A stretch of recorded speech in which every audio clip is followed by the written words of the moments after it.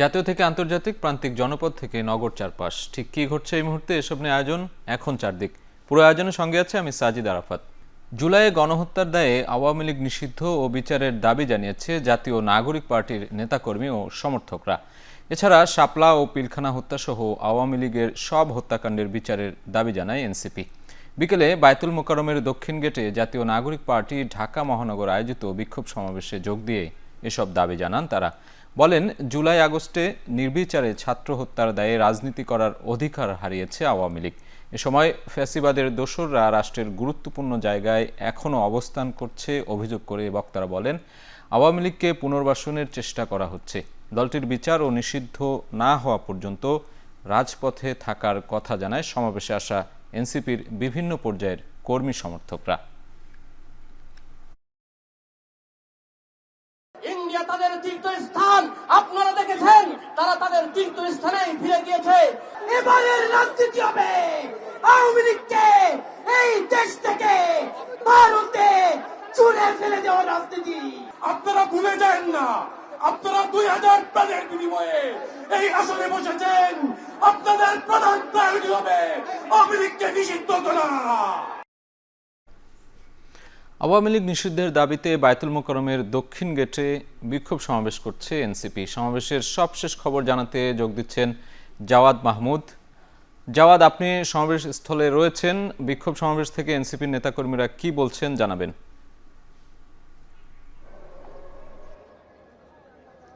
সাজিদ, আনুষ্ঠানিকভাবে বিকেল 3টা নাগাদ এই যে আওয়ামী লীগ নিষিদ্ধের দাবি এবং তাদের বিচারের দাবিতে যে বিক্ষোভ সমাবেশ সেটি অনুষ্ঠিত হয়। আমরা দেখেছি যে এই সমাবেশকে সফল করতে ঢাকার বিভিন্ন প্রান্ত থেকে, যেহেতু এটি ঢাকা মহানগরের আয়োজনে করছে জাতীয় নাগরিক পার্টি এনসিপি, তাদের বিভিন্ন ইউনিটের নেতাকর্মীরা এখানে জড়ো হয়েছে। যদি একটু বলি যে এই যেটি আমরা জিপিও বলি, অর্থাৎ এই যে জিরো পয়েন্ট থেকে বায়তুল মোকাররমের দক্ষিণ গেটে, সেই দক্ষিণ গেট পর্যন্ত কিন্তু আমরা দেখেছি যে এনসিপির যে কর্মী সমর্থক রয়েছে তারা এই জায়গাটিতে তাদের দিয়ে ভরে গিয়েছে। এবং আরেকটি বিষয়, আপনি যেটি জানতে চেয়েছেন যে এখানে নেতাকর্মীরা কি বলছে, আমরা দেখছিলাম যে যখন আনুষ্ঠানিকভাবে 3টা নাগাদ শুরু হয় তখন বিভিন্ন পর্যায়ের নেতারা বলছিলেন, প্রত্যেক নেতার কথাই কিন্তু বারবার একটি কথাই প্রতিধ্বনিত হচ্ছে, সেটি তারা বলছেন যে যে কোনো মূল্যে আওয়ামী লীগকে নিষিদ্ধ করতে হবে।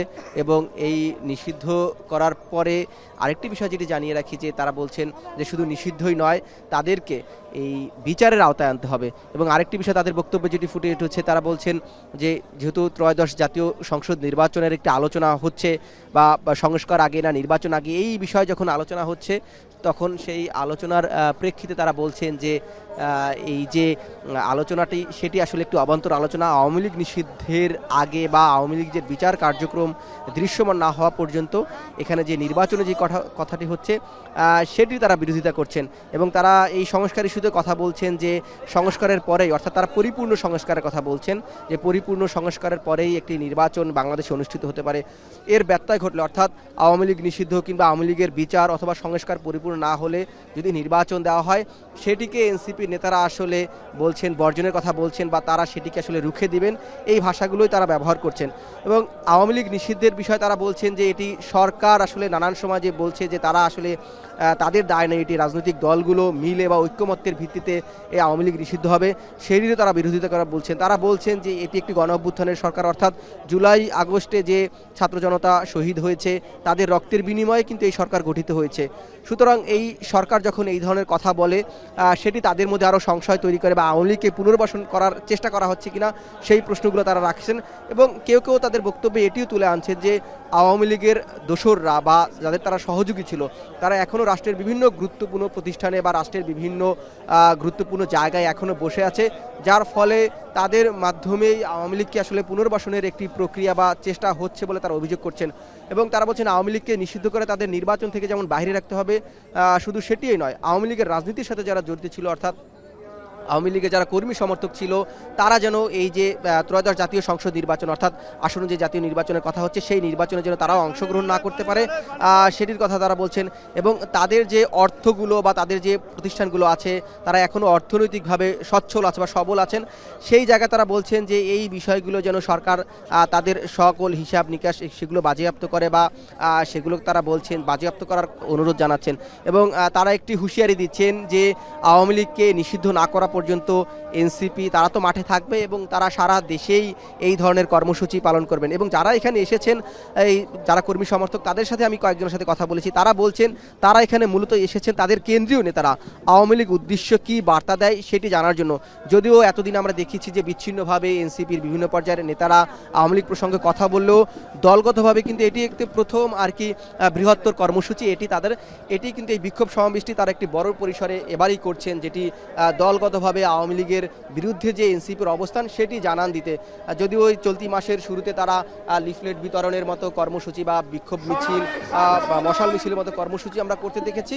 মূলত যেটি হয়েছে, এখানে যারা এসেছেন এই এনসিপির কর্মী সমর্থক, তাদের প্রত্যেকে তাকিয়ে আছেন দলটির আহ্বায়ক অর্থাৎ প্রধান নেতা নাহিদ ইসলামের দিকে। নাহিদ ইসলাম কিছুক্ষণ আগেই মঞ্চে এসেছেন, তিনি আসলে আওয়ামী লীগ নিয়ে নেতাকর্মীদের উদ্দেশ্যে কী বার্তা দেয় সেটি জানার অপেক্ষায় এখন পর্যন্ত তারা আছেন এই কর্মী সমর্থকরা। এবং নাহিদ ইসলাম কথা বলার পরে হয়তো আমরা জানতে পারবো যে দলগতভাবে আরও কিভাবে কঠোর হয় বা তাদের আসলে কী বার্তাটা আওয়ামী লীগের উদ্দেশ্যে। এই ছিল বায়তুল মোকাররমের দক্ষিণ গেট থেকে এনসিপির বিক্ষোভ সমাবেশ থেকে সব শেষ। সাজিদ। এনসিপির সমাবেশ থেকে সরাসরি যুক্ত ছিলেন সহকর্মী জাওয়াদ মাহমুদ। আওয়ামী লীগ রাজনীতি করার নৈতিক ভিত্তি হারিয়েছে। তাদের রাজনৈতিক নিবন্ধন বাতিল করে রাজনৈতিক কর্মকাণ্ড দ্রুত নিষিদ্ধ করার দাবি জানিয়েছেন এনসিপির আহ্বায়ক নাহিদ ইসলাম। দুপুরে জাতীয় প্রেস ক্লাবের এবি পার্টির প্রতিষ্ঠাবার্ষিকীর অনুষ্ঠানে তিনি একথা বলেন। এ সময় তিনি বলেন, জুলাই আগস্ট গণ অভ্যুত্থানের মাধ্যমেই আওয়ামী লীগের বিরুদ্ধে জনগণ রায় দিয়েছে। আওয়ামী লীগের সেই নৈতিক ভিত্তি, রাজনৈতিক ভিত্তি হারিয়েছে। এখন তার আইনি বন্দোবস্ত কি হবে, কোন প্রক্রিয়ায়, কোন আইনি কাঠামোতে আমরা আওয়ামী লীগকে বাংলাদেশের রাজনীতি থেকে দূর করতে পারি এবং একটি গণতান্ত্রিক প্রক্রিয়ায় যেতে পারি, সেই বিষয়ে আমাদের সেই পথ আসলে উত্তোলন করতে হবে। তো সেই জায়গায় আওয়ামী লীগের নিবন্ধন বাতিলটা এই সময় অতি দ্রুত সময় আসলে করা উচিত। বিচার চলাকালীন সময়ে সাংগঠনিক রাজনৈতিক কার্যক্রম নিষিদ্ধ ঘোষণা করতে হবে এবং বিচারের মধ্য দিয়ে আওয়ামী লীগের একটা চূড়ান্ত ফয়সালা হয়তো আমরা পাবো। এই মুহূর্তে সমসাময়িক ইস্যুতে চট্টগ্রামের সার্কিট হাউসে ব্রিফিং করছেন প্রধান উপদেষ্টার প্রেস সচিব শফিকুল আলম। সরাসরি চলে যাচ্ছে সেখানে। আমরা খুব দ্রুত, এটা যত দ্রুত পারা যায় আমরা এটা করার চেষ্টা করছি। আমরা চাচ্ছি যে এটা সেপ্টেম্বরের মধ্যে শেষ করতে। ইন্টারিম গভর্নমেন্ট চাচ্ছে এটা সেপ্টেম্বরের মধ্যে সাইনিং গুলো। আমার একটি প্রশ্ন হচ্ছে, আমরা সবাই জানি যে রোহিঙ্গা সংকটটা টোটাল কক্সবাজার জেলা এবং বলতে গেলে চট্টগ্রাম পর্যন্ত একটা বড় সংকটের জায়গা হয়ে দাঁড়িয়েছে। এটা যদি বর্তমান ডক্টর ইউনূস সরকার যদি চট্টগ্রামের দিকে ফোকাস করে থাকে, তাহলে রোহিঙ্গা সংকটটাকে সবচেয়ে বেশি গুরুত্ব দেওয়া দরকার বলে মনে করি। এর মধ্যে আমরা একবার জেনেছিলাম, আপনারা যখন চীনে অবস্থান করছিলেন, চীন সফর করেছেন, তখন আমাদেরকে জানানো হয়েছিল যে বাংলাদেশ থেকে তারা 1,80,000 রোহিঙ্গাকে তারা ফেরত দেওয়ার জন্য একটা তালিকা লিস্টেড করেছে। কিন্তু আমরা কয়েকদিন আগে আবার জানলাম যে বাংলাদেশে এর মধ্যে গত 3 মাসে 1,10,000 রোহিঙ্গা অনুপ্রবেশ করেছে। আমাদের সীমান্তে কি তাদেরকে তারা যে প্রবেশ করে যাচ্ছে নানাভাবে, এদিকে আমাদের সীমান্তের কোনো ব্যর্থতা বা আমাদের দুর্বলতা, এদিকে আমরা বলছি যে তারা চলে যাবে বা তাদেরকে আমরা ফেরানোর চেষ্টা করছি। অন্যদিকে ওদিকে যে কনফ্লিক্ট তাদের সাথে চলছে, যে আরাকান আর্মি ওখানে রাষ্ট্রটা দখল করে রাখছে। আর আমরা কাদের সাথে এই কথাটা বলছি, যে আমরা কি আরাকান আর্মির সাথে তাদের প্রত্যাবর্তনের বিষয়ে বলছি, নাকি আমরা কথাটা বলছি মিয়ানমারের সরকারের সাথে? আমরা কাদের সাথে কথা বলে রোহিঙ্গাদেরকে ফেরানোর চেষ্টা করছি, আমার প্রশ্ন। আর দ্বিতীয় আরেকটি প্রশ্ন আছে, সেটি হচ্ছে যে নির্বাচন নিয়ে। আমি একটু নির্বাচনটা নিয়ে, আপনি সকালেও বলেছেন যে আগামী জুনের মধ্যে হয়তো নির্বাচন হতে পারে। আমি একটু আমি দ্বিতীয় প্রশ্নটার উত্তর দিচ্ছি। প্রথম প্রশ্নটার উত্তর উনি দিবেন, ওইটা আমিও একটু টাচ করব। দ্বিতীয় হচ্ছে যে আমার দ্বিতীয় প্রশ্নটা যে আপনি নির্বাচনের ব্যাপারে আমাদের চিফ অ্যাডভাইজার বারবার বলেছেন নির্বাচন ডিসেম্বর থেকে জুনের মধ্যে হবে।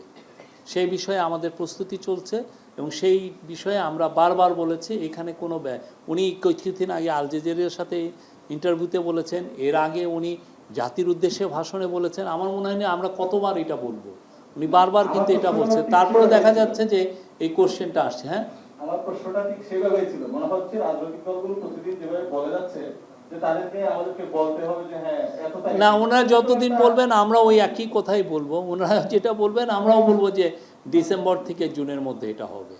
আর রোহিঙ্গাদের বিষয়ে এটা হচ্ছে যে আমরা কথা বলছি মায়ানমার গভর্নমেন্টের সাথে। হ্যাঁ, মায়ানমার গভর্নমেন্ট, ওইখানে তার টেরিটোরিয়াল সভারেন্টি মায়ানমার গভর্নমেন্টের, আমরা মায়ানমার গভর্নমেন্টের সাথে বলছি, বাকিটা উনি বলছেন।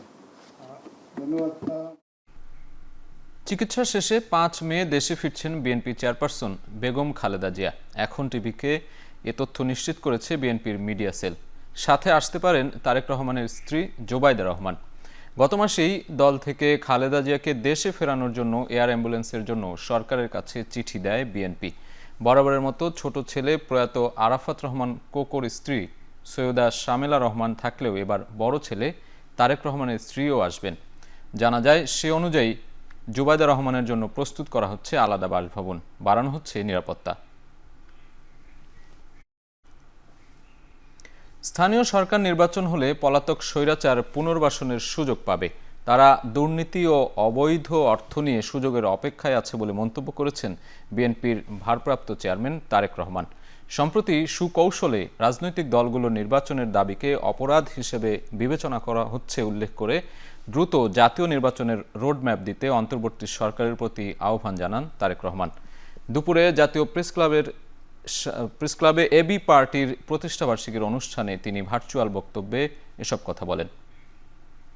3 বার অবৈধ সরকার গঠন করে বাংলাদেশের গণতান্ত্রিক আমি জনগণ আর জানতে চায় সংবিধান লঙ্ঘনের দায় অভিযুক্তদের আগামী দিনের রাজনীতিতে অপ্রাসঙ্গিক করে দিতে অন্তর্বর্তীকালীন সরকার কি পদক্ষেপ গ্রহণ করেছে বা নিয়েছে। সারা দেশে পলাতক স্বৈরাচারের দোষররা পুনর্বাসিত হওয়ার সুযোগের অপেক্ষা। স্থানীয় নির্বাচন পলাতক স্বৈরাচারের জন্য পুনর্বাসিত হওয়ার একটি সুবর্ণ সুযোগ। ভিসা জটিলতায় যেসব হজ যাত্রী ফ্লাইট মিস করবেন, পরবর্তীতে টিকিট রি-ইস্যুতে অতিরিক্ত চার্জ দিতে হবে না বলে জানিয়েছেন হজ ক্যাম্প পরিচালক লোকমান হোসেন। শুক্রবার হজ ক্যাম্পে সাংবাদিকদের তথ্য জানান তিনি। হজ ক্যাম্প পরিচালক আরও জানান, গত 3 দিনে ভিসা জটিলতায় আটকে আছে 13 জন। শিগগিরই তাদের ব্যাপারে পদক্ষেপ নিচ্ছেন তারা। এ সময় তিনি জানান, এ পর্যন্ত 14,349 জন হজ যাত্রীর ভিসা বাকি রয়েছে। তাদের বিষয়ে ধর্ম মন্ত্রণালয় কাজ করে যাচ্ছে। হজ যাত্রার 4র্থ দিনে বিমানের 3টি কোম্পানির মাধ্যমে 10টি ফ্লাইটে 4,153 জন হজ যাত্রী আজ ঢাকা ছাড়ার কথা রয়েছে। এ পর্যন্ত 37 ফ্লাইটে ঢাকা ছেড়েছেন 15,154 জন। মক্কা পৌঁছেছেন 10,191 জন। এবছর সরকারি ব্যবস্থাপনায় হজ যাত্রীর সংখ্যা 5,200 জন আর বেসরকারি ব্যবস্থাপনায় হজ যাত্রীর সংখ্যা 81,900 জন। এখনো আনঅ্যাসাইন্ডের পরিমাণ বেশি রয়েছে। আমরা আশা করছি যে এটি নিশ্চয়ই এর সময়ের সাথে সাথে এই যে অ্যাসাইন্ডের পরিমাণও বেড়ে যাবে এবং এখন পর্যন্ত কোনো ফ্লাইট আসলে ওই অর্থে যে খুব বেশি সিট ফাঁকা গিয়েছে সেরকম কিন্তু আমরা জানি না। ভিসা সংক্রান্ত কারণে কারো নির্ধারিত সময়ে ফ্লাইটে যেতে না পারেন, তাহলে তার যে পুনরায় যে টিকিট রি-ইস্যু করা হবে সেখানে যেন তার কাছ থেকে অতিরিক্ত কোনো চার্জ গ্রহণ না করা হয়। নারী কমিশনের সুপারিশ ও কমিশন বাতিল, শাপলা চত্বরে গণহত্যার বিচার করা সহ 5 দফা দাবিতে বিক্ষোভ সমাবেশ করেছে ঢাকা মহানগর হেফাজতে ইসলাম। আর বৈষম্য বিরোধী কওমি শিক্ষার্থীদের ব্যানারে আওয়ামী লীগকে নিষিদ্ধের দাবিতে সমাবেশ করা হয়েছে। হেফাজতের দাবি মানা না হলে ঢাকা অচল করার হুঁশিয়ারি দেয়া হয়েছে।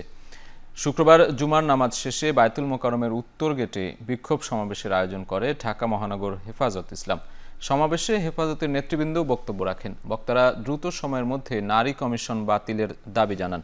শনিবারের মধ্যেই নারী কমিশনের সুপারিশ বাতিল করে কমিশনের নারীদের গ্রেপ্তারের দাবি জানিয়েছেন জুনায়েদ আল হাবিব। একই সঙ্গে দেশ অচল করে দেওয়ার হুঁশিয়ারি দেওয়া হয়েছে। পরে নারী কমিশন বাতিলের দাবিতে হেফাজতের নেতাকর্মীরা মিছিল করেন। এরপর বিক্ষোভ সমাবেশ করে কওমির শিক্ষার্থীরা।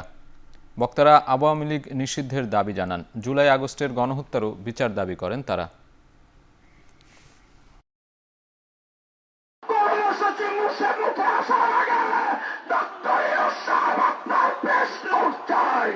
আপনি নারী কমিশনকে বাতিল করে প্রত্যেকটা সদস্যকে অ্যারেস্ট করতে হবে।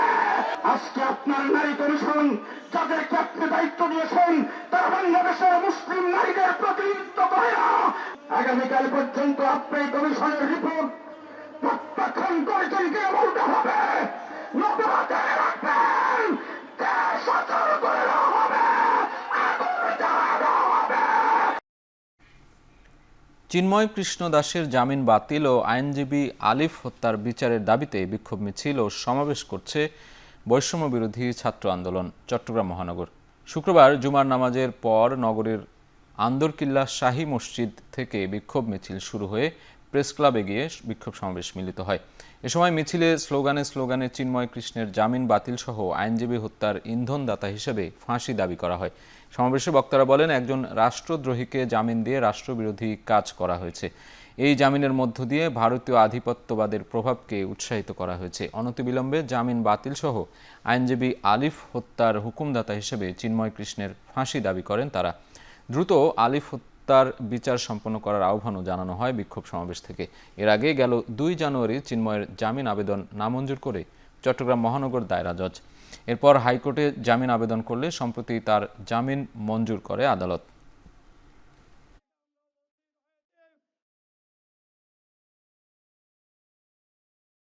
আগামী রোববার যে চিন্ময়ের হাইকোর্টে যে জামিনের কথাবার্তা আছে, আপনারা অতি শীঘ্রই চিন্ময়ের জামিন স্থগিত করে তাকে আলিফ হত্যার আসামি করে তার বিচার কার্য আরম্ভ করেন।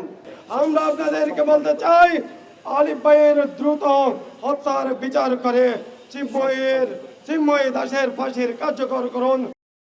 আগামী সপ্তাহে সাইবার সুরক্ষা অধ্যাদেশ উপদেষ্টা পরিষদের সভায় অনুমোদন হতে পারে বলে জানিয়েছেন প্রধান উপদেষ্টার ডেপুটি প্রেস সচিব আবুল কালাম আজাদ মজুমদার। নতুন অধ্যাদেশে আগের 9টি ধারা বাদ দেওয়ার সুপারিশ করা হয়েছে বলেও জানান তিনি। সকালে চট্টগ্রাম প্রেস ক্লাবে জুলাই বিপ্লব পরবর্তী গণমাধ্যমের চ্যালেঞ্জ শীর্ষক আলোচনা সভায় তিনি বলেন, সরকারের উদারতার সুযোগে অনেক মূলধারার গণমাধ্যমও অপপ্রচার চালাচ্ছে। অনলাইন পোর্টালেও ছড়ানো হচ্ছে গুজব।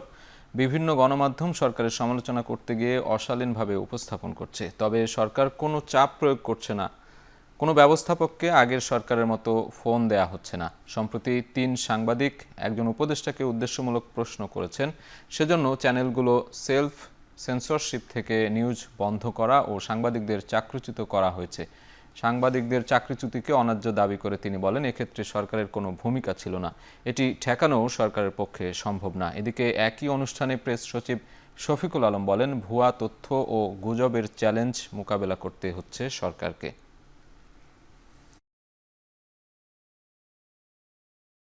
জুলাইয়ে সবচেয়ে বড় চ্যালেঞ্জের শিকার হচ্ছে এই অপতথ্য নিয়ে, এবং এটার সাথে 2টা ফোর্স। একটা হচ্ছে যে ইন্ডিয়ান মিডিয়া একটা বড় রকমের অপতথ্যর সোর্স, আর একটা হচ্ছে আওয়ামী লীগের লোকরা। এরা সব এক হয়েছে এবং এদের তো অনেক টাকা, তারা মিলিয়ন বিলিয়ন ডলার নিয়ে তারা বসে আছে, তারা প্রতিদিন একটার পর একটা দিচ্ছে।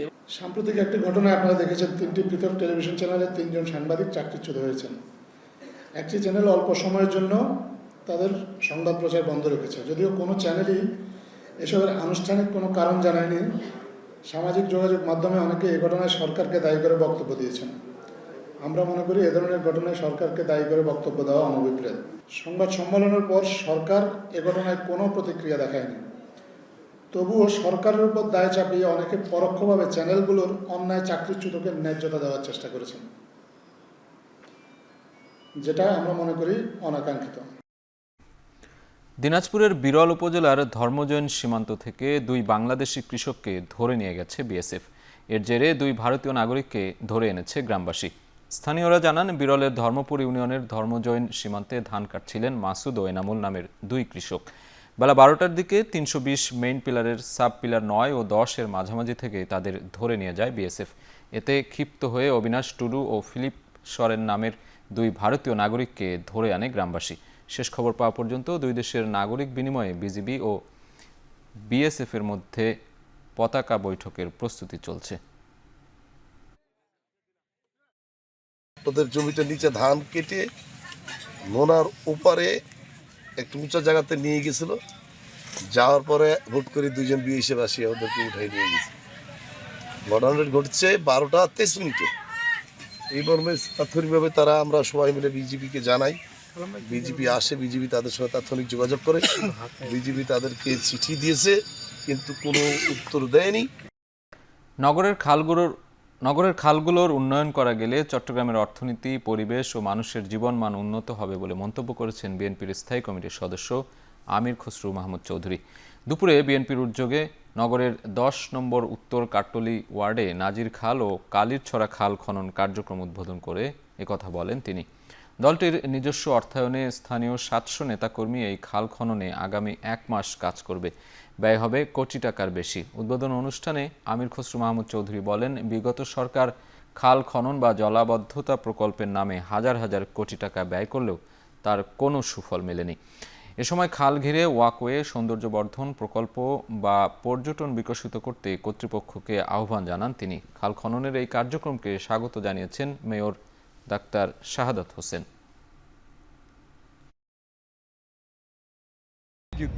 নদীর পারে, খালের পারে যারা থাকে তাদের একটা সম্পর্ক থাকে, চট্টগ্রামে সেটা আমরা ফিরিয়ে আনতে হবে। এখানে বিনোদনেরও ব্যাপার আছে। মেয়র সাহেবকে উনি উদ্যোগ নিচ্ছেন এই খাল পরিষ্কার করে দুপাশে বিনোদনের কিছু সুযোগ আছে, সেটাও ইনশাল্লাহ আমি মনে করি আমাদের যে যোগ্য মেয়র আছেন উনি সেই উদ্যোগ নেবেন এবং আগামী দিনে চট্টগ্রাম যে শহরটি প্রধান শহর ছিল এই অঞ্চলে, সেটাকে আমরা আগের জায়গায় নিয়ে যেতে হবে চট্টগ্রামে। যুক্তরাজ্যে নিযুক্ত বাংলাদেশের হাই কমিশনার আবিদা ইসলাম বৃহস্পতিবার বাকিংহাম প্যালেসে রাজা তৃতীয় চার্লসের কাছে আনুষ্ঠানিক পরিচয়পত্র পেশ করেছেন। কূটনৈতিক রীতিনীতিতে আয়োজিত এই অনুষ্ঠানে রাজা চার্লস বাংলাদেশের রাজনৈতিক পরিবর্তন, গণতন্ত্র, জলবায়ু পরিবর্তন ও তৈরি পোশাক খাত বিষয়ে আগ্রহ প্রকাশ করেন। হাইকমিশনার বাংলাদেশের অগ্রগতি, গণতান্ত্রিক সংস্কার এবং জলবায়ু ঝুঁকির চিত্র তুলে ধরেন। তিনি জানান, যুক্তরাজ্যের সঙ্গে বাংলাদেশের বার্ষিক বাণিজ্য $6 বিলিয়ন বেশি। রোহিঙ্গা সংকটে যুক্তরাজ্যের সহায়তার জন্য কৃতজ্ঞতা জানান তিনি। আলোচনা শেষে হাইকমিশনার রাজাকে বাংলাদেশের ঐতিহ্যবাহী হস্তনির্মিত উপহার দেন। টানা 3 দিনের সরকারি ছুটিতে রাজধানীর বাজারে ক্রেতা সংকট দেখা দিয়েছে। নতুন সবজির বাজার কিছুটা স্থিতিশীল হলেও শীতকালীন সবজির দাম বেশি। বাজারে নতুন ধান ওঠায় চালের দাম কিছুটা কমতে শুরু করেছে বলে দাবি ব্যবসায়ীদের। এদিকে যে পেঁয়াজ গত বছর বিক্রি হয়েছে 130 থেকে 150 টাকা কেজিতে, এবছর এই সময় একই পেঁয়াজ বিক্রি হচ্ছে 50 থেকে 55 টাকায়। আর রসুন প্রকারভেদে 100 থেকে 110 টাকা কেজিতে বিক্রি হচ্ছে। তবে আলুর বাজারে রয়েছে স্বস্তির খবর। বাজার ভেদে কেজি প্রতি বিক্রি হচ্ছে 16 থেকে 20 টাকায়। খাসির মাংস কেজি প্রতি 1300 টাকা আর গরুর মাংস বিক্রি হচ্ছে 750 থেকে 780 টাকা কেজি দরে। তবে ব্রয়লার মুরগির মাংসের দাম বেড়েছে কেজি প্রতি 10 থেকে 20 টাকা পর্যন্ত। আর লাল ডিমের দাম ডজন প্রতি 5 টাকা বেড়ে বিক্রি হচ্ছে 125 টাকা ডজন। যেগুলো কিনছে এগুলো স্টেবল মনে হচ্ছে বর্তমানে যেটা কিনছে। আমি টমেটো কিনলাম, শাক কিনলাম, তারপর হচ্ছে কাঁচা আম কিনলাম। কাঁচা আম তো আগে ছিল 130 টাকা কেজি, এখন শুধু 30 টাকা কিনলাম। না, অবশ্যই গতবারের চাইতে তো এবারের প্রাইস কম। সবজির বাজার আগে যেরকম ছিল তার চাইতে তো কম। আমদানি বেশি, মালের সিজন, আমদানি বেশি আর দাম একটু কম। গত বছরের অনুযায়ী এবছরে আলু পেঁয়াজ দাম পুরাই সস্তা, অর্ধেকের অর্ধেক।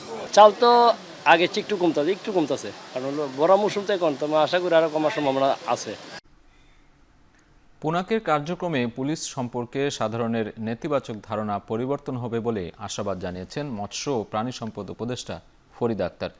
দুপুরে রাজারবাগে পুলিশ সপ্তাহ উপলক্ষে বার্ষিক পুনাক সমাবেশ ও আনন্দমেলায় একথা জানান তিনি। আরও বলেন, মৎস্য ও প্রাণী সম্পদ ক্ষেত্র দেশের মানুষের বেঁচে থাকার জন্য গুরুত্বপূর্ণ। পুনাককে নারীর উন্নয়নে মৎস্য ও প্রাণী সম্পদ মন্ত্রণালয়ের পণ্য নিয়ে কাজ করার আহ্বান জানান তিনি। এ সময় বিডার নির্বাহী চেয়ারম্যান আশিক চৌধুরীর মতো মেধাবীদের মাধ্যমে দেশ আরও এগিয়ে যাবে বলে আশাবাদ জানান ফরিদা আক্তার। অনুষ্ঠানে প্রধান উপদেষ্টার বিশেষ দূত লুৎফে সিদ্দিকী বলেন, দেশ সংস্কারের গন্তব্য মানুষের কল্যাণ ও সেবা দেয়া, তা যথাযথভাবে মানুষের কাছে পৌঁছানোর আহ্বান জানান তিনি। আমার মনে হতো যে পুলিশরা তো পুলিশের যে কাজ সেটা করে, কিন্তু এর পেছনে যে একটা এত সুন্দর একটা ক্রিয়েটিভ এবং মানে মানবিক এবং সামাজিক দায়বদ্ধতা নিয়ে তারা যে কাজটা করছেন সেটা কিন্তু পুলিশ নারীরা করছেন, মানে পুলিশ পরিবারের নারী সদস্যরা করছেন। আগে যে হতো পেপারে বড় বড় অ্যাডভার্টাইজমেন্ট হতো, এনাকে অভিনন্দন ওনাকে অভিনন্দন, that is not the objective. যার জন্য সেবা করছি, কিভাবে সেবা করছি, দ্যাট ইজ দি অবজেক্টিভ। তো সেই প্রেক্ষাপটে আপনাদের এই কল্যাণ সমিতি আমাদেরকে আবার মনে করিয়ে দেয় যে this is the objective of the exercise. টানা 3 দিনের ছুটিতে পর্যটক সমাগম বেড়েছে কক্সবাজারে, ভাড়া হয়ে গেছে বেশিরভাগ হোটেল মোটেল। এ নিয়ে বিস্তারিত জানাতে কক্সবাজার থেকে যুক্ত হচ্ছেন সহকর্মী মন্তোষ বেদজ্ঞ। মন্তোষ, পর্যটকদের আগমন ঘিরে হোটেল মোটেলের কত শতাংশ কক্ষ বুকিং রয়েছে? পর্যটক খাত সংশ্লিষ্টরা কি বলছেন?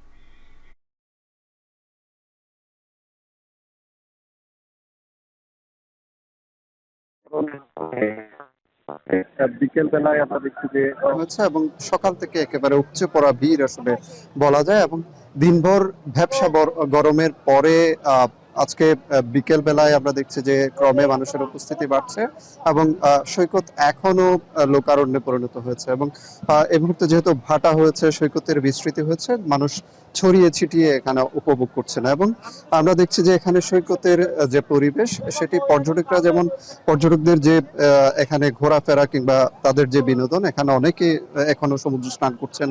এর বাইরে যারা এখানে হেঁটে কিংবা বালিয়াড়িতে দাঁড়িয়ে সমুদ্রের যে সৌন্দর্য সেটি উপভোগ করছেন। এবং কিছুক্ষণ পরেই যেহেতু সূর্য অস্তমিত হবে, সেই বিকেলের সেই সুন্দর মুহূর্তটি উপভোগ করার জন্য কিন্তু এখানে পর্যটকদের পাশাপাশি অনেক স্থানীয় লোকজনও এখানে সমবেত হয়েছেন। এবং এখানে ছোট ছোট আমরা সৈকতে দেখছি যে ছোট ছোট শিশুদের যে গানের দল, একাধিক গানের দল এখানে বিভিন্ন স্থানে পর্যটকদের গান শুনিয়ে তাদের মনোরঞ্জন করছে। এবং সব মিলে পর্যটকে যেহেতু সরগরম রয়েছে কক্সবাজার, এটির কারণে এখানকার যেসব ব্যবসা বাণিজ্য, বিশেষ করে এখানে 500 শতাধিক হোটেল রিসোর্ট রয়েছে, এর বাইরে রেস্তোরাঁ রয়েছে কয়েক হাজার, এবং সৈকত কেন্দ্রিক কয়েক হাজার ব্যবসা প্রতিষ্ঠান রয়েছে। এবং এখানে শুধুমাত্র সৈকত কেন্দ্রিক কয়েক হাজার ক্ষুদ্র ভ্রাম্যমান হকার রয়েছেন।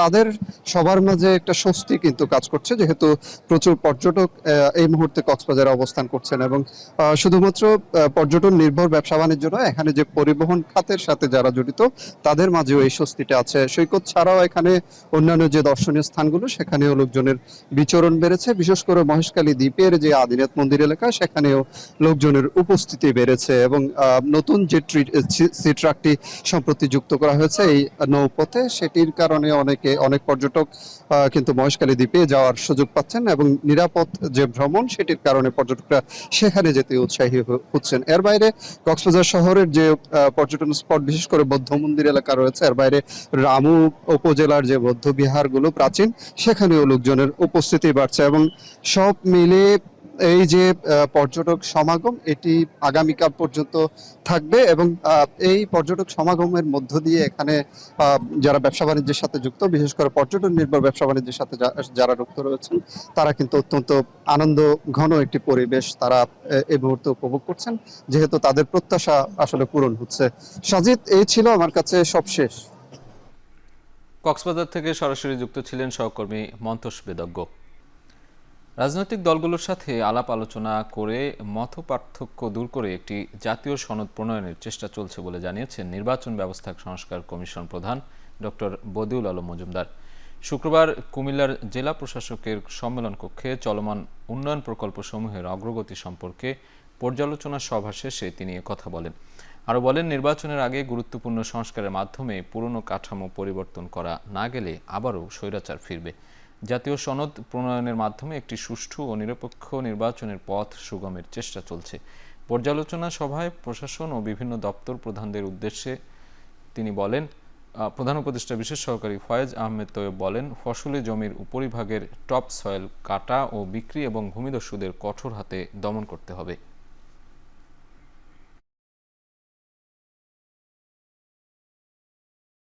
আমরা চেষ্টা করছি রাজনৈতিক দলের সাথে আলাপ আলোচনা করে এই সংস্কারগুলোর সম্পর্কে তাদের সাথে একটা ঐক্যমত্য সৃষ্টি করা। এখন বস্তুত আমরা যেটা দেখছি যে আমাদের সত্যিকার অর্থে সুষ্ঠু নিরপেক্ষ নির্বাচনের জন্য একটা গণতান্ত্রিক উত্তরণের জন্য এর বলটা কিন্তু সরকারের কোর্টে এবং রাজনৈতিক দলের কোর্টে। আমরা যে সংস্কার প্রস্তাবগুলো উত্থাপন করেছি, সংস্কার প্রস্তাবগুলো নিয়ে রাজনৈতিক দলের সাথে আলাপ আলোচনা করছি, তারা এগুলো মেনে নিলেই এই যে সরকার এগুলো বাস্তবায়ন করতে পারে। আমাদের এই মুহূর্তে কোনো রাজনৈতিক দলকে এন্টারটেইন করা, কোনো গোষ্ঠীকে এন্টারটেইন করার কোনো সরকারি দায়িত্বের মধ্যে আমাদের কর্তব্যের মধ্যে পড়ে না। সেই ক্ষেত্রে সরকারের দিক থেকে আপনাদের উপর কোনো প্রেশার আসবে না এবং আপনারাও রাজনৈতিক দলের পক্ষ থেকে কোনো প্রেশারকে এন্টারটেইন করবেন না। মিয়ানমারে 600 বস্তা ইউরিয়া সার পাচারের সময় 10 জনকে আটক করেছে কোস্টগার্ড। দুপুরে বিষয়টি নিশ্চিত করেন কোস্টগার্ড পূর্ব জোনের গণমাধ্যম কর্মকর্তারা। তিনি বলেন, বৃহস্পতিবার মধ্যরাতে টেকনাফের সেন্ট মার্টিন উপকূলে সন্দেহজনক একটি মাছ ধরা ট্রলার দেখতে পায় কোস্টগার্ডের সদস্যরা। ট্রলারটিকে থামানোর নির্দেশ দিলেও পালানোর চেষ্টা করে ট্রলারে থাকা সবাই। এ সময় তাদের ট্রলারটি জব্দ করেন কোস্টগার্ড সদস্যরা। জব্দ করা ট্রলারে তল্লাশি চালিয়ে মিয়ানমারের রাখাইনে পাচারের জন্য রাখা 600 বস্তা ইউরিয়া সার দেখতে পান তারা। পরে ট্রলারে থাকা 10 পাচারকারীকে আটক করা হয়।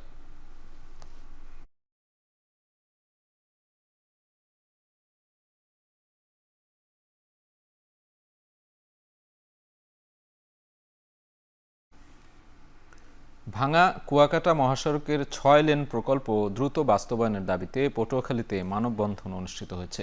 জুমার নামাজের পর শহরের চৌরাস্তায় এই মানববন্ধনের আয়োজন করা হয়। পটুয়াখালী ওয়েলফেয়ার ফাউন্ডেশনের আয়োজনে মানববন্ধনে অংশ নেন বিভিন্ন রাজনৈতিক দলের নেতাকর্মী সহ নানা শ্রেণী পেশার মানুষ। শহরের চৌরাস্তায় মহাসড়কের এই কর্মসূচিতে সভাপতিত্ব করেন পটুয়াখালী ওয়েলফেয়ার ফাউন্ডেশনের চেয়ারম্যান আব্দুল্লাহ আল নাহিয়ান। বক্তারা বলেন, ভাঙা কুয়াকাটা মহাসড়ক দিয়ে প্রতিদিন অসংখ্য যানবাহন চলাচল করলেও রাস্তার অবস্থা নাজুক। বিভিন্ন সময় সড়ক দুর্ঘটনায় ঘটেছে হতাহতের মতো ঘটনাও। এই অবস্থায় শিগগিরই এই সড়ক 6 লেনে বাস্তবায়নের দাবি জানান তারা। আন্তর্জাতিক প্রসঙ্গ, পেহেলগাম হামলায় পাল্টাপাল্টি দোষারোপে ভারত পাকিস্তান উত্তেজনা তুঙ্গে পৌঁছেছে। পাকিস্তানি গণমাধ্যমে হামলার সঙ্গে জড়িত এমন অভিযোগের পর এবার এ ঘটনায় নিষিদ্ধ ঘোষিত লস্করি তৈয়বার পাশাপাশি গোয়েন্দা সংস্থা আইএসআইকে দায়ী করছে নয়াদিল্লি। তদন্তের স্বার্থে ব্যাপক ফরেনসিক ও ইলেকট্রনিক তথ্য সংগ্রহের কথাও জানিয়েছে এনআইএ। ঘটনাস্থল থেকে জব্দকৃত 40টির বেশি কার্তুজ পাঠানো হয়েছে ব্যালিস্টিক ও রাসায়নিক বিশ্লেষণের জন্য। এর মধ্যে জম্মু কাশ্মীর সহ ভারতের প্রতিটি ইঞ্চি থেকে সন্ত্রাসবাদ নির্মূলের ঘোষণা দিয়েছেন দেশটির কেন্দ্রীয় স্বরাষ্ট্রমন্ত্রী অমিত শাহ। আর পাকিস্তান নিয়ন্ত্রিত আজাদ কাশ্মীরের প্রধানও ভারতের সাথে যুদ্ধ এড়াতে চেয়েছেন আন্তর্জাতিক হস্তক্ষেপ।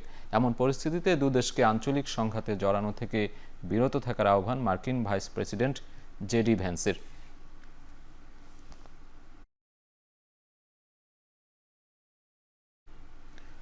ইতালির রোমে অনুষ্ঠিত হতে যাওয়া ইরান আর যুক্তরাষ্ট্রের মধ্যে 4র্থ দফার পরমাণু আলোচনা স্থগিত হয়েছে। বিষয়টি নিশ্চিত করেছেন ওমানের পররাষ্ট্রমন্ত্রী সাইদ বদর বিন হামাদ আল বুসাইদি। দুই পক্ষ নিশ্চিত করলে পরবর্তী আলোচনার তারিখ ঘোষণা করা হবে। ইরানের পররাষ্ট্র মন্ত্রণালয় মুখপাত্র ইসমাইল বাঘেই নিশ্চিত করেছেন আলোচনা স্থগিতের বিষয়টি। জানান, ওমানের অনুরোধে ইরানের সঙ্গে যুক্তরাষ্ট্রের প্রতিনিধি দলের 4র্থ ধাপের এই আলোচনা স্থগিত করা হয়েছে। এর আগে প্রথম ও তৃতীয় ধাপের আলোচনা হয় ওমানের মাস্কটে, আর দ্বিতীয় ধাপের আলোচনা হয় ইতালির রোমে। মুষলধারে বৃষ্টিতে বিপর্যস্ত ভারতের দিল্লি। প্রাণ গেছে 3 শিশু ও 1 নারীসহ কমপক্ষে 4 জনের। জারি করা হয়েছে সর্বোচ্চ আবহাওয়া সতর্কতা রেড অ্যালার্ট।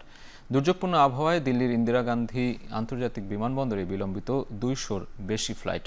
বেঙ্গালুরু ও পুনে থেকে দিল্লিগামী বিমান ঘুরিয়ে দেওয়া হয়েছে জয়পুর ও আহমেদাবাদে। বিঘ্ন ঘটছে রেল আর সড়ক যোগাযোগেও। তুমুল বৃষ্টিতে জলাবদ্ধতা দেখা দেয় অনেক এলাকায়। তীব্র যানজটে দুর্ভোগের মুখে লাখো মানুষ। দমকা বাতাস আর তীব্র ধূলিঝড় দিয়ে বৃহস্পতিবার বিকেলে শুরু হয় মুষলধারে বৃষ্টি। শুক্রবারও রাজধানী জুড়ে জারি করা হয়েছে সর্বোচ্চ আবহাওয়া সতর্কতা রেড অ্যালার্ট। সোমবার পর্যন্ত আগামী 3 দিনের জন্য সতর্কতা কমিয়ে ইয়েলো অ্যালার্ট দেয়া হলেও আবহাওয়া চরম ভাপাপন্নই থাকবে বলে সতর্ক করেছে ভারতীয় আবহাওয়া বিভাগ। তীব্র গরমের মাঝে একচিলতে ঝড় বৃষ্টিতে স্বস্তির শ্বাস ফেলছেন অনেকে। একদিন আগের 38 ডিগ্রি সেলসিয়াস থেকে তাপমাত্রার পারদ নিচে নেমে গেছে 20 ডিগ্রি সেলসিয়াসের নিচে।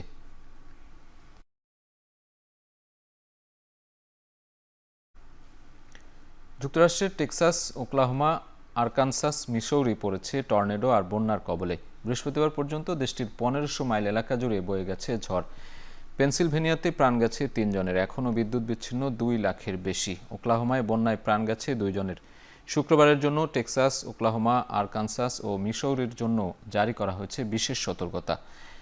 ওহাইও, টেনেসি আর নিউ ইয়র্কের কিছু এলাকাও পড়তে পারে টর্নেডোর কবলে। শিডিউল পরিবর্তন কিংবা বাতিল হতে পারে অনেক ফ্লাইট। টেক্সাস আর ওকলাহোমার 30 লাখ মানুষকে রাখা হয়েছে বন্যা সতর্কতায়।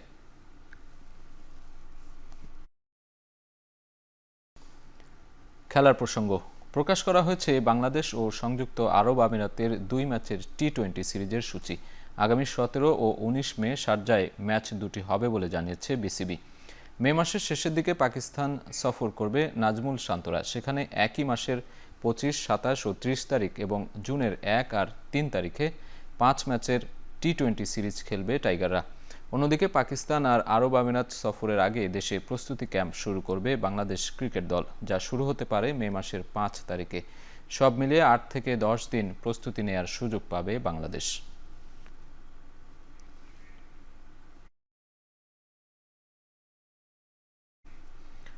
গোড়ালির ইনজুরিতে আপাতত অস্ত্রোপচারের প্রয়োজন নেই জাতীয় দলের পেসার তাসকিন আহমেদের। ইংল্যান্ডে 3 জন চিকিৎসকের পরামর্শের পর এমন সিদ্ধান্ত নেওয়া হয়। বাংলাদেশ ক্রিকেট বোর্ডের প্রধান চিকিৎসক দেবাশিস চৌধুরী জানান, গেল 29 ও 30 এপ্রিল ইংল্যান্ডে 2 চিকিৎসকের সঙ্গে দেখা করেন তাসকিন। বৃহস্পতিবার তাকে নেওয়া হয় আরও একজন চিকিৎসকের কাছে। পরীক্ষা নিরীক্ষা শেষে 3 চিকিৎসকই জানিয়েছেন আপাতত করাতে হবে না অস্ত্রোপচার। রিহ্যাব করলেই খেলতে পারবেন অভিজ্ঞ এই ডানহাতি পেসার। আগামী 5 মে ইংল্যান্ড থেকে ঢাকায় ফিরবেন তাসকিন আহমেদ।